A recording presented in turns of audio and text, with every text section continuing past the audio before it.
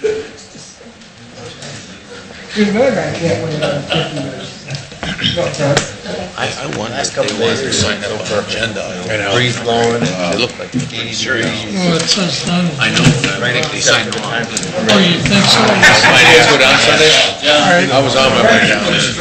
The record continues. Okay, we'll call the meeting to order. This is the regular meeting of the Board of Trustees, second meeting of the month on October 18th.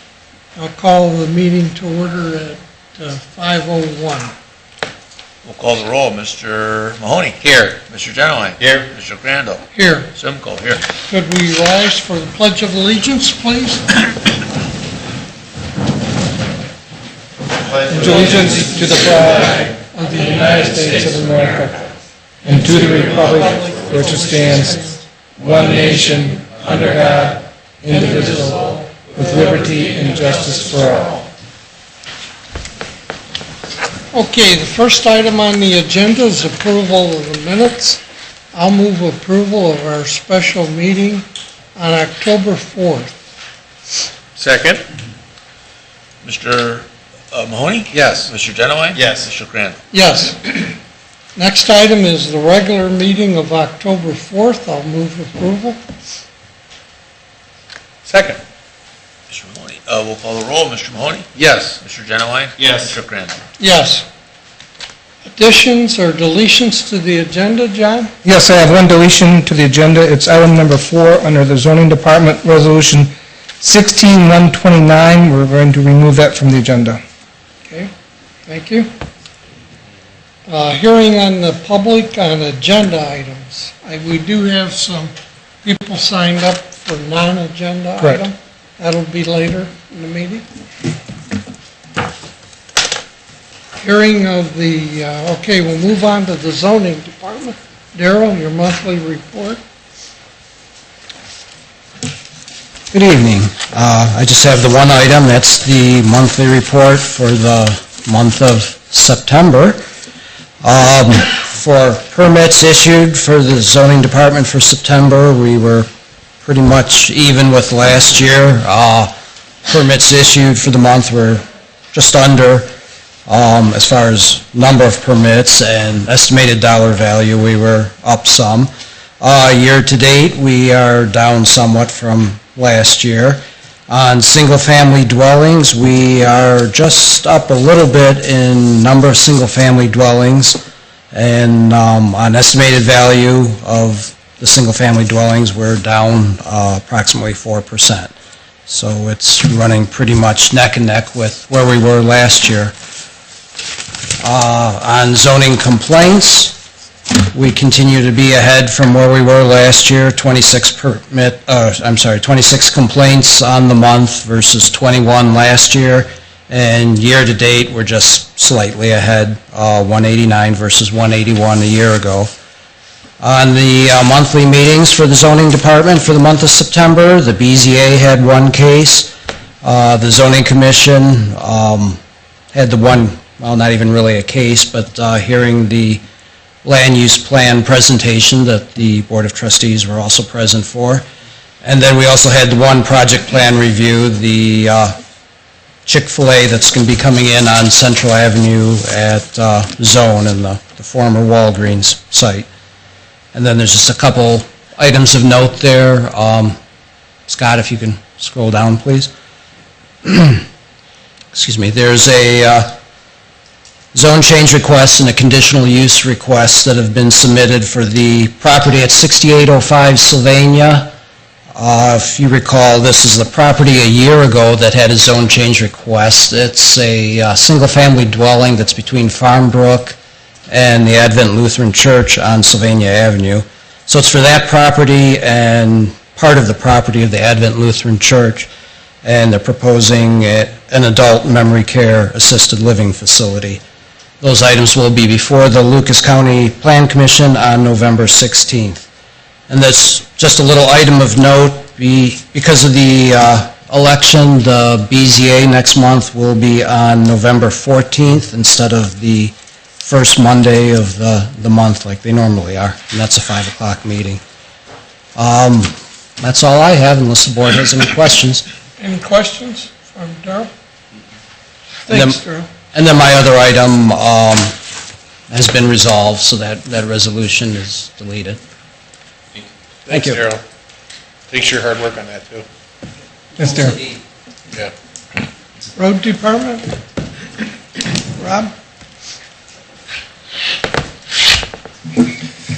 Good evening. Before I get started, I just wanted to make a few comments about leaf season started, obviously, and we're trying something new this year to try and keep residents more informed. We put a grid map of the township. We broke the township down into 23 different grids and put that on our website. So if residents go to the website, they can see the grid map and blow it up a little bit and see what grid they actually live in, and to keep track of where we're at throughout the week or day to see when they want to get their leaves out. They can call the hotline, the telephone hotline, which is 419-517-1620, and I'll update that daily to where our crews are at and where they'll be going to. And also if they call the front office, she's aware of where we're located. So hopefully that'll give residents more of an idea when we'll be in their neighborhood. So, any questions on that? That's a good idea. So the monthly report for September submitted, some of the major items in there. We did our semi-annual brush pickup. That's complete, went well. We did a fourth round of roadside mowing. You know, we had some complaints in certain areas, and we tried to pick up those areas as well. And we completed our third round of street sweeping, which we haven't done in a few years. We typically do 3. We're going to try and move it to, or we typically do 2. We're going to try and move it to 3. We were able to recoup some funding with the help of when we made the joint cooperation agreement with the city of Sylvania for their drying pad. So I think that was a bonus. Some training we conducted. The road crews all went to the APWA Snow in Ohio workshop, where they were able to mingle with other snow fighters and get ideas and learn more about the use of brine and salt. We conducted a quarterly safety meeting, and then Mr. Hassenfrantz, a mechanic, he attended the Ohio Association of Emergency Vehicle Technicians Symposium, where they train and go over specifically the emergency vehicles, fire apparatuses. Some of the service departments, Al also supported their pump test, which was completed in September. And then our maintenance individual reviewed all the lighting structures throughout the administration road and police departments to see where we could conserve by moving to either LED lighting or more energy efficient T5 or T8 lighting. That's pretty much all I have for the monthly report. Do you have any questions of me? Can you scroll down a little bit? I thought I saw something on the report on 2015. Maybe it was a typo. Do we have a carryover from 2015? A project, sir? Yeah. I'm not sure what you're referring to. Don't worry about it. There is a typo on there, the crack seal program, the very last page. Yeah. It says 2015 crack seal program. That should be 2016. Okay, thanks. That's where I saw it. Any questions for Rob? I don't.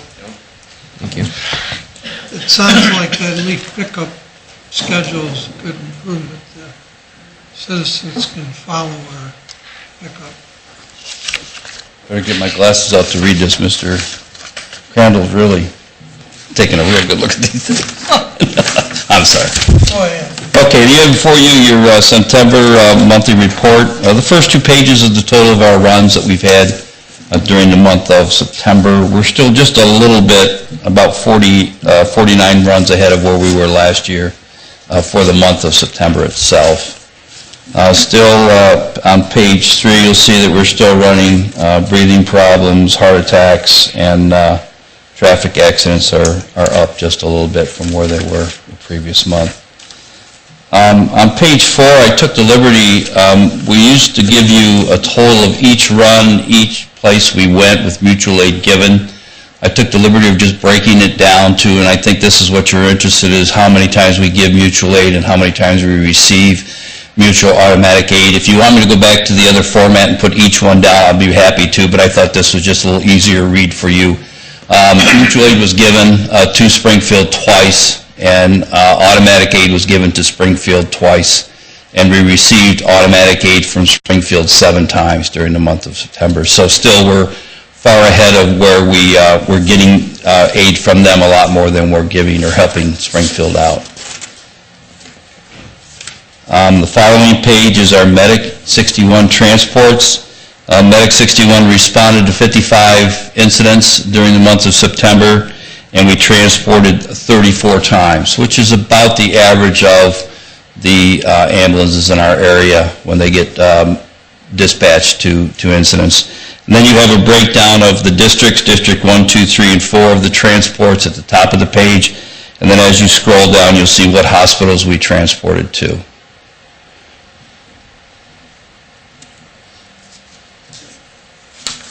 The following page is our risk reduction. Fire crews completed 384 inspections during the month of September. 208 of those inspections were completed by our light duty personnel. We have 2 people on light duty in the office, and we've had them go out on inspections in a car, which works out a lot better for our business owners, I believe. And then notable projects, we had 9 plan reviews from Deputy Chief Freilich, 8 license inspections for adoptions, 2 final acceptance inspections, and 3 State of Ohio Fire Marshal inspections that were either to a nursing home or a medical facility. And then Chief Freilich also went ahead and participated in the Timberstone Junior High active shooter education, and then also a tabletop. And on the following page is our training. During September, we did our annual hose testing. Every piece of hose needs to be tested every year, and it needs to be recorded. You can see 26,950 feet of hose, which is a little bit over 5 miles of hose, was tested by the crews, on-duty crews, and we also went ahead and integrated in those tests pump operations and multiple line deployment to give them some practice at that. Also, we conducted our annual pump test. I do want to say kudos to Al Hassenfrass. We had all of our engines pass the first time, so it just shows how the shop is going ahead and helping us out with the maintenance of our engines. We appreciate all their efforts in making sure they're kept to top-notch condition. We didn't have any failures whatsoever in any of our pump. Continuing the fire training, I had my administrative assistants attend the child safety seat class. It was a 4-day class, 8 hours a day. I don't know how you can talk about child safety seats 4 days, 8 hours a day, but it's a very, very up-to-date class, very involved. I decided to send them to the class because they're there every day, 8 hours a day, and it's easier for us to schedule parents coming and wanting us to show them how to put the child safety seats in rather than one particular shift or one person that's going to be there every 3rd day. They've had a couple installs already, so it's worked out pretty well. We're back with our CEs at Lucas County EMS. We did, this last month was Rescue Task Force training, and we're going to continue that with both police departments the end of October and early November, putting the crews together and going through scenarios. On page 9 is our overtime hours. You'll see that we had 482.42 overtime hours. We had 246.25 was for staffing, and 200 hours was for the Lucas County EMS training, which left 36 hours left, which was either EMS run held over or the funded overtime. Funded overtime are the football games that we get reimbursed for, or the lacrosse games that we have at Lourdes College. And I did fail to mention that Deputy Chief Freilich did conduct some general safety, cooking safety classes with the students, freshmen at Lourdes University, and I'm glad to say that so far we haven't had any incidents of food on the stove since those classes that he's conducted. They're back in class now. The last 2 pages are thank you notes. We had one patient that sent us a real nice note. They were at a doctor's office, had some signs and symptoms of a stroke. Our Life Squad and our first responders went, and we also interacted with the Mercy mobile stroke unit that ended up taking the patient to the hospital. The second letter is from retired policeman from the city, Mr. Hendricks, he also had a medical emergency, and we went and diagnosed and helped him and took him to the hospital. And that's it for my September report. Any questions for the chief? Thank you. Thanks, Chief. And we have Deputy Chief Redding here for the police department for a report. Thank you.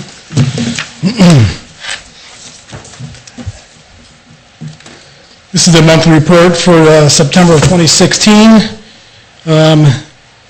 For the month, we had 7,377 total calls into dispatch in September. Next page. Calls for service for the year are 10,729. We're down just a little bit from last year. Our burglaries are, we've had 61 so far. That's just down 1 from last year. 6 robberies, which is down quite a bit. 64 domestic violences, which is down. Our assaults are up. We had 79. That's up considerably. Our identity thefts, 47, which is down. Thefts is down considerably from 615 to 524. And all other calls we had is slightly down from the previous year. Next page. This will be the prisoner transport cost analysis. As you know, we have to transport prisoners to and from the county jail up to Sylvania Court. We also, on occasion, transport some Sylvania City prisoners. And we also transport some Lucas County prisoners for them. The cost has been very, very minimal for us. Next page will be the detective caseloads. In September, we had 70 total cases assigned to the Detective Bureau. 36 of those were cleared, and 34 of them are still active. There was 34 cases cleared by arrest, and 70 cases cleared total from September and the months prior that may be carried over into the next month. Next page, this will be for the DEA task force. This past month, the task force, seized, you can see 557 grams of heroin, 3,500 dosage units of tramadol, 6 kilos of cocaine, 2 grams of crack, and 44 kilos of marijuana. There was no money or property seized during the month of September. Next page. This will be the community affairs. They've responded to an increasing number of incidents at all the schools. Our calls at the schools are up considerably. There was another incident today. But DARE is still giving lessons at Hillview, Central Trail, Whiteford, and then we do have officers present every day for the arrival and dismissal at Timberstone, Arbor Hills, and Whiteford Elementary Schools. There was a speed trailer that was placed on Shetland, Regents Park, and Elmwood due to resident complaints, and we do get calls almost daily about the construction problems, the traffic due to the construction.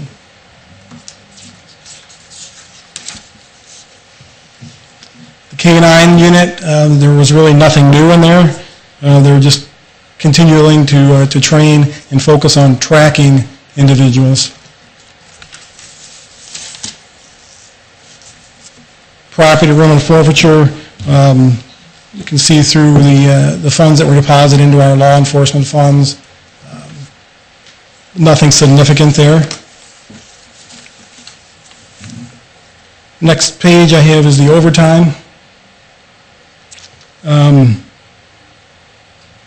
As you can see, we had 169 hours of overtime. Most of it was due to training. There really wasn't a whole lot of other overtime other than due to training costs.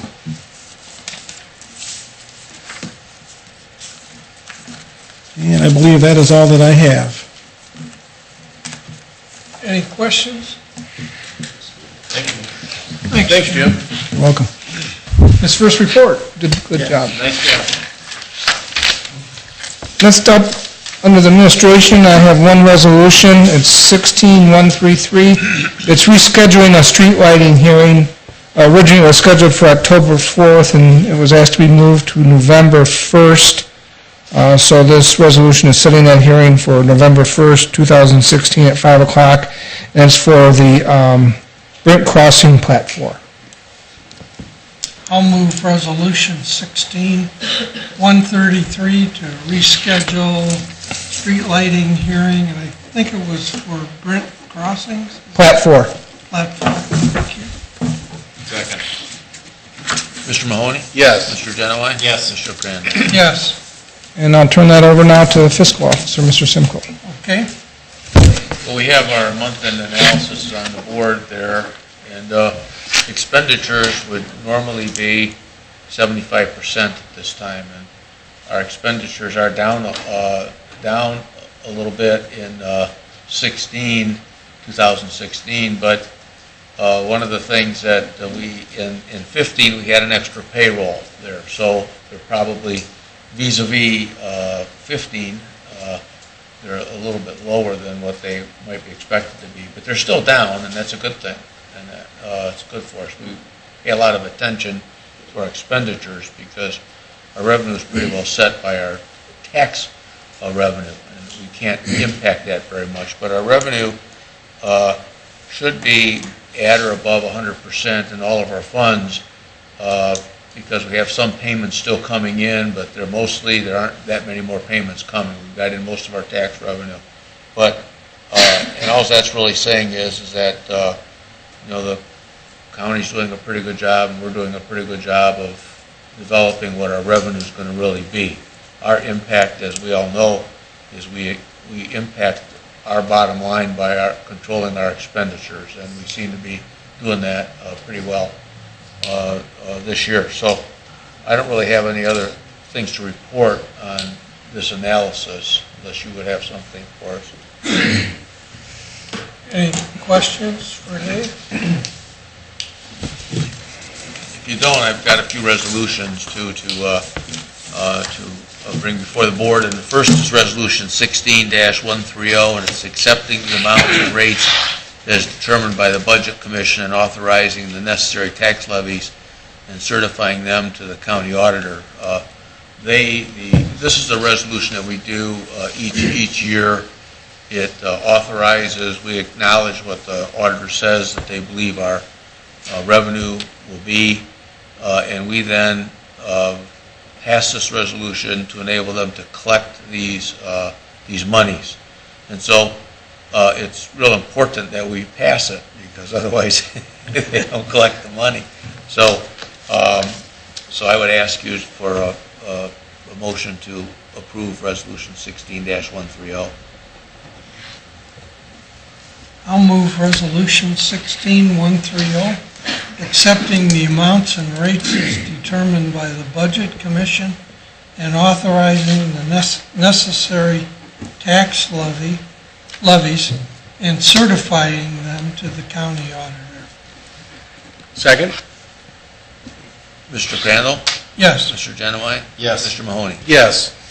And then next I have Resolution 16-131, and it is to transfer some appropriations, and we should have that, yeah, there it is, up on the board for you to see. It's just moving some monies around a little bit in some accounts. We're not running necessarily short in particular funds. We are moving money around where we probably just in the course of time, we're off slightly on what we projected. The expenditures would be in a couple of accounts, and then a couple of them are auditor and treasurer fees that they charge us for collecting revenues. So we reimburse them for that. I'll offer Resolution 16131, transfer appropriations. Second. I have a question, John. Can the payout on the TIF, is that just budgeted amount? Or Yes, everything we pay out, we get in, is just when we did the budget, we were off by a little bit of what we thought we'd get in. Yeah, But that's what's paid to us, and then we just pay it out. There's no, so it doesn't really affect the No. TIF? Yeah, No. that's my question. Okay, thank you. Call the roll, Mr. Crandall, Yes, Mr. Genowine, Yes. Mr. Mahoney. Yes. And lastly, I have Resolution 16-132, and these are some additional appropriations that are needed that were not included in the original budget. I'll offer Resolution 16-132, appropriations from encumbered balance. Second. Mr. Genowine? Yes. Mr. Crandall? yes. Mr. Mahoney? Yes. That's all I have. thank you. Any items for open discussion? Any questions on administrator's report or my report? No, but thank you for providing that Okay. information. Okay. Non-agenda items. Steve Sable, I think you signed up.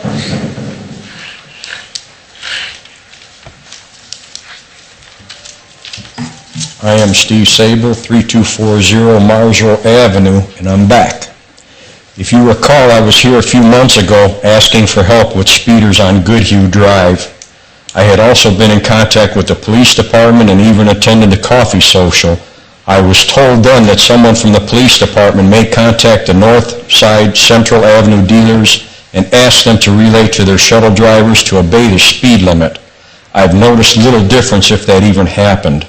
I'm just about ready to put signs in my yard saying, "I'm Steve and I don't want to see you in a Kia." I 100% realize that nothing can be done about the volume of traffic, as these are public streets and almost anyone can use them. They cannot, however, speed through the 25-mile-an-hour posted speed neighborhood. I suggested stop signs or speed bumps, but was kind of blown off because of too much red tape, long-term investigations, and different departments involved. How is it that there are four-way stop signs on every intersection on Goodhue east of Holland, Sylvania, when that section probably only gets 1/8 of the amount of traffic as the west side portion of Goodhue?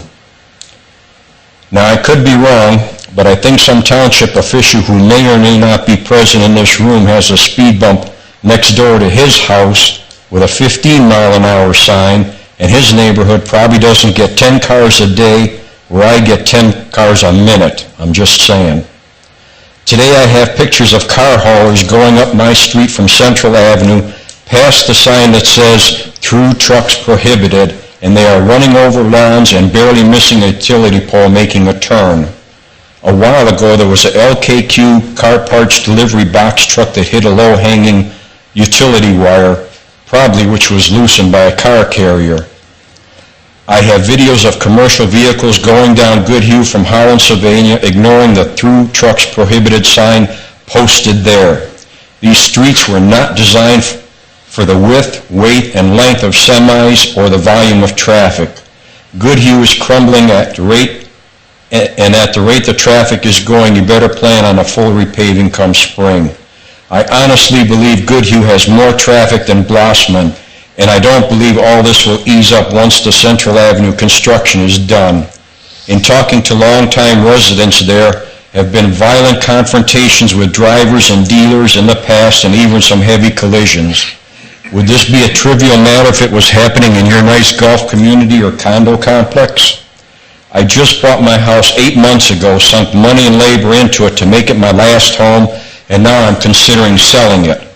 No more talk, no more speed trailers. If you can't get four-way stop signs installed like the other side of Goodhue has or speed bumps, then I want to see an aggressive ticket campaign. The worst times are between 7:30 and 9:30 a.m. and 3:30 to 6:30 p.m., and some of the school buses aren't doing 25 miles an hour either. The semis come through mid to late afternoon, usually on Tuesday through Thursday. Should you decide to set up radar, be discreet and not set up radar out in the open where the drivers pass by with halos on their heads. You're welcome to park on my front lawn. I have heard about not having the resources for patrolling. I get that. I looked at the demographics between Sylvania and Sylvania Township, and the township has more than twice the population and more than 4 times the square mileage as Sylvania, and according to Sylvania's webpage, as of 2014, they have 33 sworn officers, and we have only 40 sworn officers. By those numbers, it kind of sounds to me like we are severely lacking a substantial number of sworn officers. So what's it going to be? Stop signs, aggressive ticketing, or more officers? Thank you. Thank you. Thank you. Yeah. The speed trailer, I'm assuming, is no longer there. And it didn't help when we had it there. Rob, what's it take for stop signs? I'm in possession of a petition for speed humps along Goodhue from the residents. I forward the information to Lucas County. I've requested to see if there has been a previous traffic study done on Goodhue, and we're waiting for the results of that, and then we'll request with the petition for the Lucas County Engineer's Office to provide us a traffic study along Goodhue to see if it qualifies for the speed hump, and that's based off the township speed hump policy. I have visited Steve before on his residence, reviewed the signage. There is appropriate signage out there. They are regulatory signs. If we wanted to install stop signs along a township road, we would certainly want a traffic study done, and then also it would require the board's approval for installation. Do you know the traffic count there? I think our policy is The traffic count, 1,500 a day, is that right, or something like that?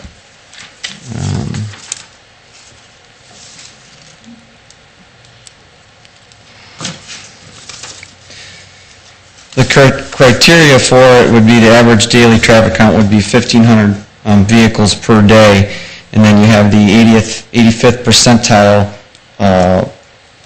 rating. That would need to be 85% of the vehicles are traveling 10 miles an hour over the speed limit.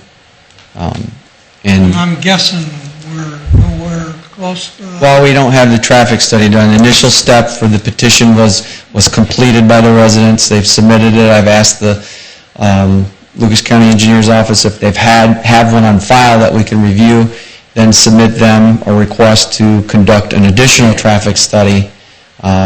Once we review that back, the next step would be if the if the road does qualify for the speed humps based on the traffic study, based on the township's policy, then we would send a postcard survey to the residents informing of them of it to make sure they're aware of it, and ask them if there was any discrepancies or any issues with us installing it. After that response, then we'd move forward and we'd pass a resolution to install the speed humps. What about stop signs? The stop signs would require the same thing, other than the traffic study. It would just require the township board's approval. So we don't need a study to, I mean, that just sounds like a bunch of... In order to install the speed limit or the speed humps, you need a traffic study. That's the township policy. That's what I'm basing them comments So you off could make an of. executive decision if we know there's a fact that everybody's driving back there, which they are. I think that would need to be, if you wanted to It's just, not just the number of cars, it's speeding too. I understand, but, okay, so a But traffic could the study, same- do we have to bring a consultant in for that, or who? No, the Lucas County Engineer's Office does that. We put the request in once we receive the petition. The policy was adopted in 1997. It could be updated. Basically, it's based off the engineer's guidelines, Once they've given us back the study, then I think that gives more legal Okay. confidence to the board that the study's been completed, and yes, it does qualify for is the this- speed hump. Can they do the same study, can the study do both the stop sign? That was my next question. I'm sorry. Yes, No, that's a great question. yes. So let's make sure when they do the study, Yeah. that they're looking at both.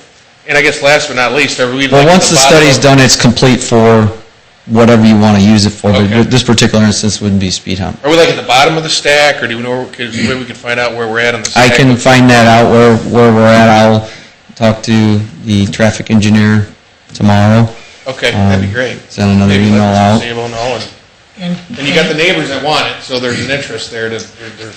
Yeah, I believe they met the 70% quota.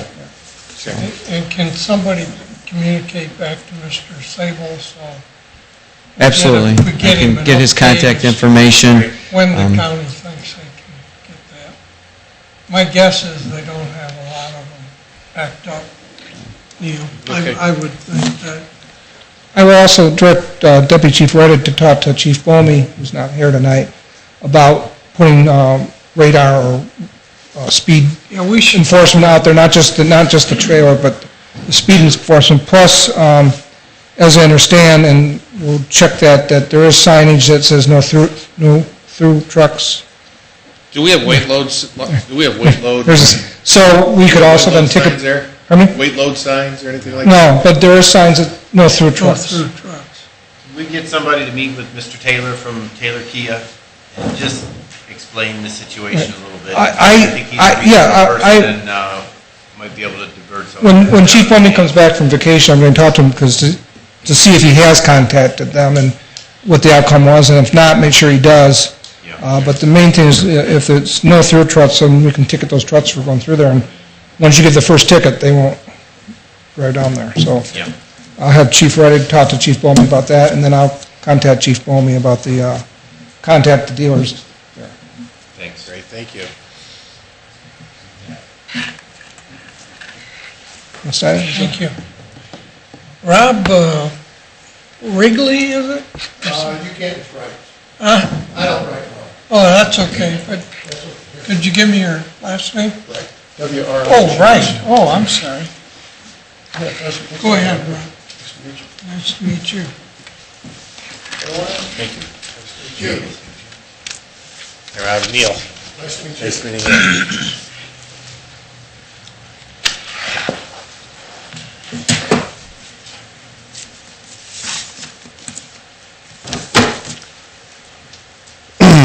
My name is Rob Wright. I live at 7532 Hollow Creek Drive in Kings Hollow subdivision between Central and Bancroft.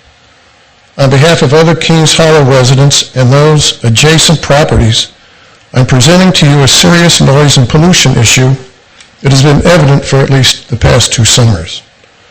The property at 2520 High Slow Road is the source of the noise and the pollution concern from almost constant running of multiple off-road vehicles, including dirt bikes and four-wheel vehicles on most weekends and some evenings, even after dark. High Slow Road runs parallel to King Road and is the first road west of King. As a result, we are extremely limited in engaging in typical summer outdoor activities on our own properties, including normal conversation. Plus, the exhaust fumes from the constant hours of operation of these vehicles requires closed doors and windows. We've been very tolerant of this, but it needs to stop.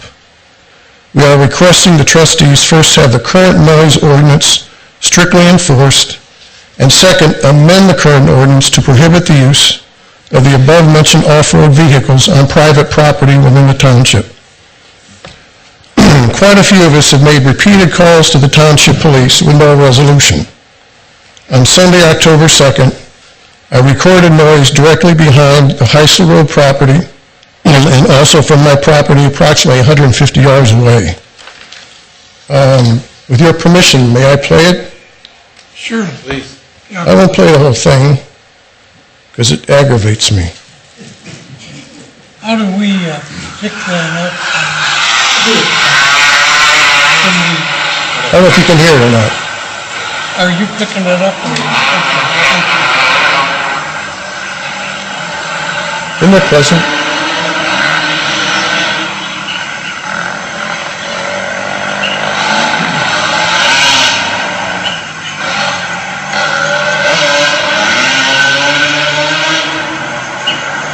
Yeah, that goes on for hours. I'll stop.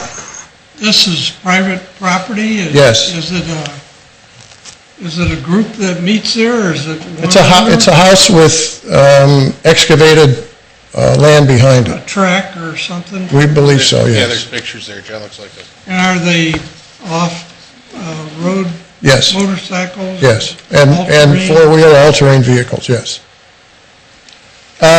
In addition, there is also heavy equipment noise from construction vehicles that are allegedly being used to construct a lake. Last Monday, a few neighbors met and we agreed this must stop. I prepared a letter addressing the issue that was distributed within the neighborhood, as well as a follow-up yesterday, and a copy is included in your packet. We've received replies of support with comments, and you will have those as well. I've also had conversations with others who are in total agreement.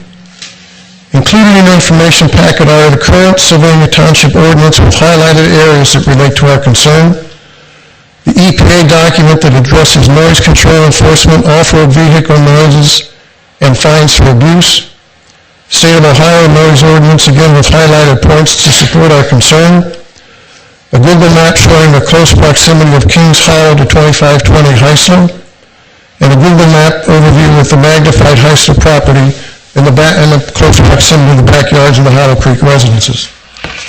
In addition to the letter of supports, I'm joined today by some residents of Kings Hollow who support the ordinance changes. In conclusion, we are asking the trustees to enforce the current noise ordinance and strengthen to eliminate off-road vehicles like dirt bikes and four-wheelers. I'd like to take a couple of minutes to review some of the things in the packet. The first 2 pages are the overviews from Google Maps of the proximity of Kings Hollow, one section of Kings Hollow, and the outlined red area is the property on Heisler Road, whatever it's called. And the second is a Google map that focused in on the property at 2520 Heisler Road. The Sylvania Township resolution noise ordinance, I've highlighted a number of things. Noise can and does create a nuisance that may adversely affect adjacent or neighboring property owners or persons. Nuisances conditions created the health, safety, comfort, repose, peace, and welfare of township residents are threatened and adversely affected. And I'm not going to go through the whole thing. You know how to do that. You know what your responsibilities are, and we are not a happy bunch of people. This has to stop. If you'll also look, there's the EPA section that supports what we want to do, the fines that can be levied for ignoring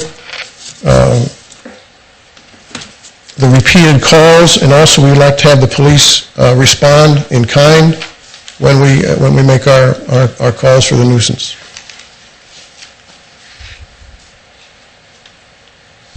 Now, this lake construction, is that on the same property? Yes. I approached, and I don't remember the gentleman's name, the zoning director? Darrell? No. There wasn't. Maybe Dean? Dean, yeah. Okay. Dean went out to the property. No, Dean went and visited the property because I told him of the construction noise. He indicated that he's building a lake, that's what he told him, and that there is nothing illegal about what he's doing. Although, in my own personal opinion, I don't think it's going to be a lake. Well, my question, don't you need a permit for that, or no, Darrell? I would think if you're building a lake. I'm not sure. You do need a permit if you're building a pond, but if this is the property that I'm thinking of, Dean said that the resident told him that the pond was already there, that the gentleman is cleaning it up. He's shoring up the sides of the pond and getting rid of all the brush or debris or whatever, and cleaning up the, I'm sorry? To build a dirt track. Well, I don't know the reason for it, but that he was cleaning up the pond and around the sides of it. Isn't the county building a water line on Heisler also? I'm sorry? Isn't the county building a water line on Heisler? That, I think so. Is that the right road? Lucas County Sanitary Engineers are putting a water line down Heisler. They should be finishing up in the next couple of weeks. But the two aren't connected, or? I don't know if the construction noise is part of that noise or Construction not. noise is from their property, because Yeah. they have, I drove down Heisler today, and they're... Well, that's not And- the issue, it's the, Then the noise from the construction from that project, I'm sure is from, within the noise ordinance as far as the construction time periods. For my own clarification, you have called the police on this? Yes. What's been the response on that? I called on October 2nd, in the evening, I want to say 6:30, registered the complaint. I actually turned my phone on speaker, and the officer on the other end could hear it. Said he was going to send an officer out, and never heard another word. And you know the date of that? October 2nd. Can you check that? And I called last summer a couple of times, and at one point, an officer did come out, said there was nothing he could do. And I know others within our neighborhood have also called the police. am I right? Don't we have noise equipment to take decibels? I do not think we have decimal meters. I thought we did, somebody, another complaint. In one of the, and I believe it's in the EPA, officers can carry decibel readers. But I think our noise ordinance is just, if you can hear it, and I'm not sure what it said, if you can hear it over 100 feet or 200 feet. 150 feet after a certain time, that in itself is, And I thought somebody told me we had that equipment on a previous complaint, but I'm probably wrong. Maybe we don't have it, but, I know in the past, we've had this issue with the Village Inn and the bar, Star Bar or 419 for bands out there. And we were told that the reliability or credibility of those noise decibel meters are often challenged in court because of, you got to have a certain certification of calibration, and since it's mobile equipment, it really hasn't stood up well in courts.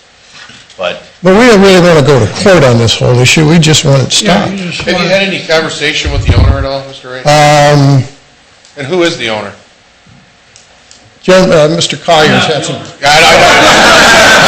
But don't you have a nice garden in your backyard? He's not the owner, he's had... You've got a nice flower garden in the back, though, and that must back up to that property, I'm assuming. And I'm Steve Collier, and my wife and I own a house in Kings Hollow, and then I also own the woods directly behind it, and it goes over to Heisler, although I've been told there was a dispute as whether it's Hessler or Heisler, and that's still not resolved yet. I don't think that'll happen today.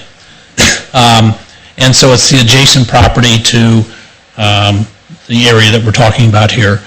I've had a garden over there that some people have known for some time, and I have had some conversations with the owner, and yeah, again, I would like to be able to see it be worked out, and the neighbors in the neighborhood, I think, would like the same thing. This isn't something we would like to see resolved by court, and I've given some thought as to what you could do. I even considered, is there a possibility to have a sound barrier or something like that? But my initial look into that's really would be expensive and hard to do and probably wouldn't work well. I attempted to contact the owner last night, but he wasn't home, because I have had some conversations, and I wanted to let him know that, first of all, there's going to be a meeting tonight, and that after the last time I'd spoken with him, the noise continued and neighbors were upset about it. So that's pretty much what I have to add. Can I ask a question to Daryl while you're up there, Steve? Hey, Daryl, if they're putting a pond that's abutting a neighborhood, shouldn't there, is there any fencing back there or anything like that? Well, I mean, you can't. first of all, you have a pool in your backyard, you gotta have a fence around your pool. I can tell you, I mean, he had a pond there before, and so my understanding is it's, was dug out more, and as Mr. Wright said, some of the brush around it was taken down, stuff like that, but there was a pond there, at least as far as long as we've been in the neighborhood, at least 20 years now, and there was always a pond back there, and my understanding is he was digging it out, and I believe there is water in it. So,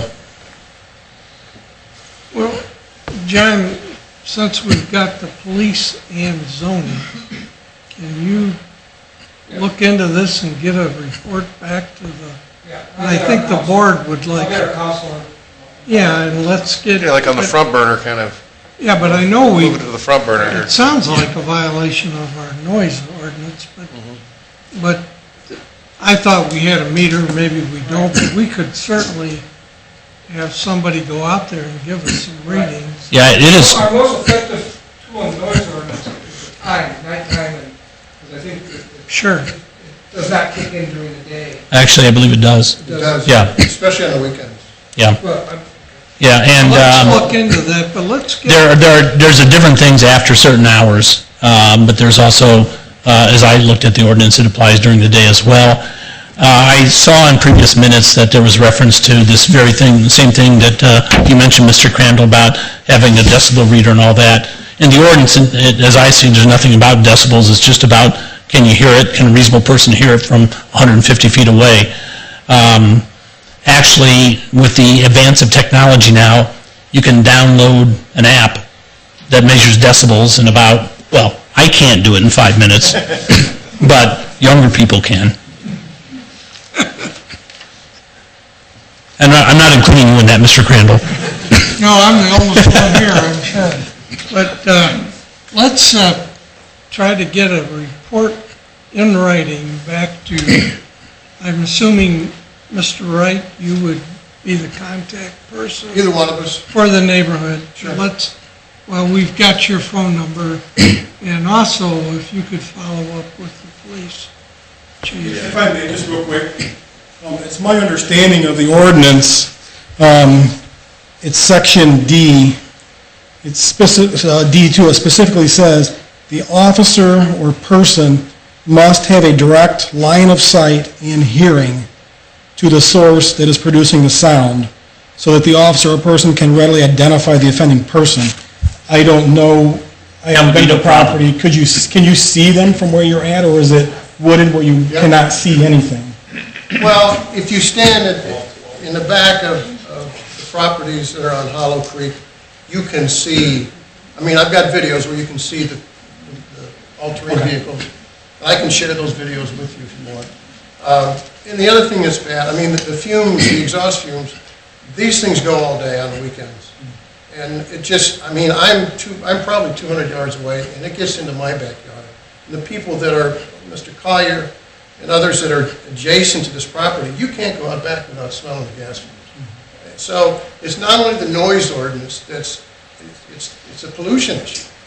And it's obnoxious. It sounds like it's more than just the property owner there. Oh, there'll be multiple vehicles. I mean, I don't know who they are. There are a lot of kids. Motorcycles going around and around and around this track. So it's more than just the property owner there. Oh, yeah, I mean, They don't stop. it's a group. I mean, I don't have names and pictures, but I know. Well, you should, that should be, I think, let's get a report back to you, Mr. Wright. and Okay. Would you cover the board with a copy of it? It may take us a little time here, but Well, we're at the end of the summer anyway, but. I don't want to Doesn't see mean it won't be out this. this weekend. Yeah, then the snowmobile will show up. Well, I also took a video at 8:30 one night, it was dark, so it's black, but you can still hear them. But I'll be happy to provide all those to you if you'd like. will you follow up on that, John? Yeah. I mean, Bonfires, yeah. and I called the fire department once over the summer, and we see bonfires clearly from our house. Could- They're all woods. Could you give us your address, please? Debbie Dolgen, it's 7540 Oh, Howard Creek. are you related to this guy? No? No. And that's a different, all right. John, all your asphalt probably came from his plant years ago when you were county engineer. No, no. That's the Dolgen asphalt plant. This won't stop in the winter because then you get the snow moments. So this goes on This goes on continuously. Wow.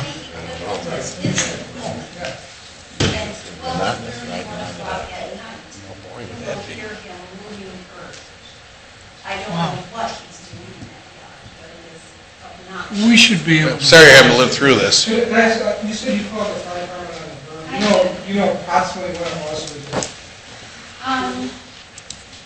just in July sometime. I'm not really sure. Day or night? Or was Oh, it was night. We had company over. I could probably find out. We should be able, I think, track that, but, wow, we need a good neighbor policy, I guess. You just need to stop it, that's all. Yeah, He has no consideration. I mean, Steve has talked to him. He just has absolutely no consideration for anybody. well, I'm not sure he doesn't need a permit, but we'll research that.